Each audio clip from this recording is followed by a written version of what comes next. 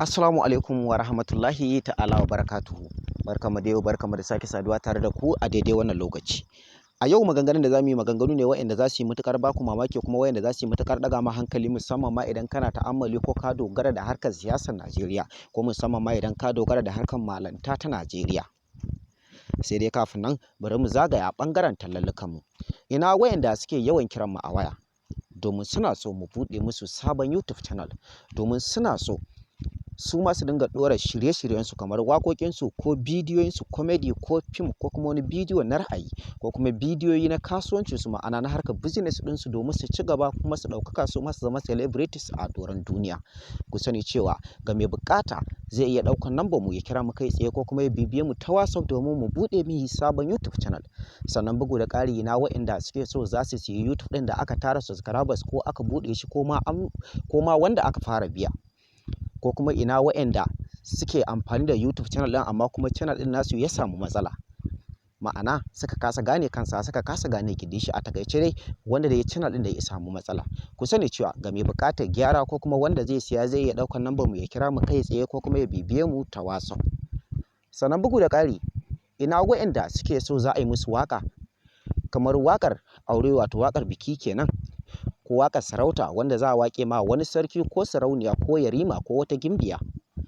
ko kuma ina wanda yake so za a waƙe mishi wani ɗan siyasa ko wata 'yar siyasa, ko kuma ina wanda yake so za a yi mishi waƙa ta soyayya, ko kuma ina wanda yake so za a waƙe mishi wani babba ko kuma za a waƙe mishi wata babba. Ku sani cewa gabaki ɗaya za ku iya ɗaukar number mu ku kira mu kai tsaye ko kuma ku bibiye mu ta WhatsApp. Sannan bugu da ƙari ba mu tsaya a nan ba. Ina waɗanda suke yawan yi mana magana domin suna so za su ba da tallallukansu. Ku sani cewa ga dukkanin wani wanda yake buƙatar zai ba da talla domin a tallata mishi hajojinsa, ya sani cewa a yanzu nesa ta riga ta zo kusa. Ka sani cewa, ki sani cewa za ku iya ba mu hajojinku domin mu tallata muku hajojinku, domin hajojinku su yi suna a san ku a doron duniya, ba wai a iya local government ɗin da kuke ba ko kuma jihar da kuke ko kuma ƙasar da kuke ba. Ku sani cewa za ku ba mu talla domin mu tallata muku hajojinku a san ku a faɗin duniya, domin a dinga neman hajarku, a dinga neman kayanku a ko'ina, kuma a dinga ganin kayayyakinku a dukkanin inda aka zagaya a faɗin duniya. Sannan bugu da ƙari ku sani cewa ko kanku idan kuna so za ku ba da tallallukanku, kowane irin talla idan har bai saɓa wa addini ba, ku sani cewa za ku iya ɗaukar number mu ku kira mu kai tsaye ko kuma ku bibiye mu ta WhatsApp. Bari mu dawo ainihin abin da ya ajiye mu dangane da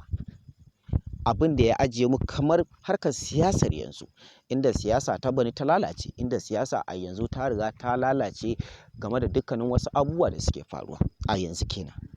Idan ba ku manta ba, yau kwana uku da faruwa cewa an kama wa motar kuɗi, inda wasu suke cewa tireloli aka kama, tirela 2 da kuma mota kwantena, inda ka san kwantena, wanda aka kama kwantena 6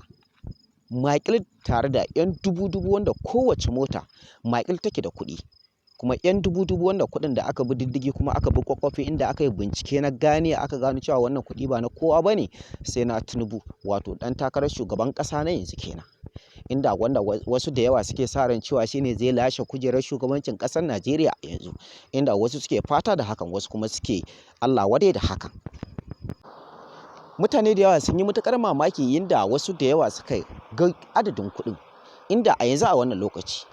ko da a ce kuɗi aka ce ka tara buhu guda, to fa kuɗaɗe ne masu tarin yawa, wanda idan a ƙaramin talaucinka a lalace za ka iya ɗaukar shekara guda zuwa shekara 2, shekara 3 har ma zuwa shekara 5 kana jujjuyawa ba tare da wannan kuɗaɗe sun sulwanta ba. To amma sai gashi ba kuɗi ne buhu ɗaya ba, ba buhu 2, ba buhu 3 ba. Kuɗi ne wanda aka ce kwantena ce har guda 6, wanda wasu da yawa sun san tsayin kwantena.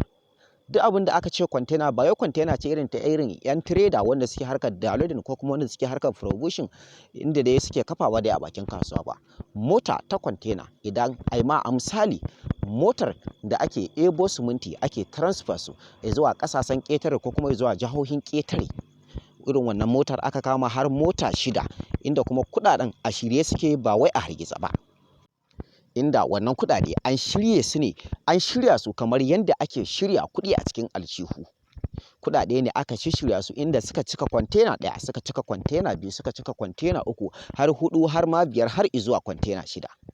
Sannan bugu da ƙari bayan an cika wannan kwantenoni da wannan kuɗi, 'yan dubu makil wanda wasu da yawa ma sun fara lalacewa daga ciki, domin wasu da yawa tun kafin a haife mu wannan kuɗaɗe suke a ajiye.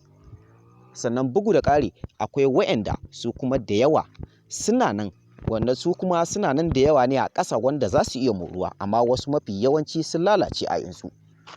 Sannan bayan wannan kwantenoni da aka kama akwai kuma tirela har tirela 2 ta makil da kuɗaɗe, inda wasu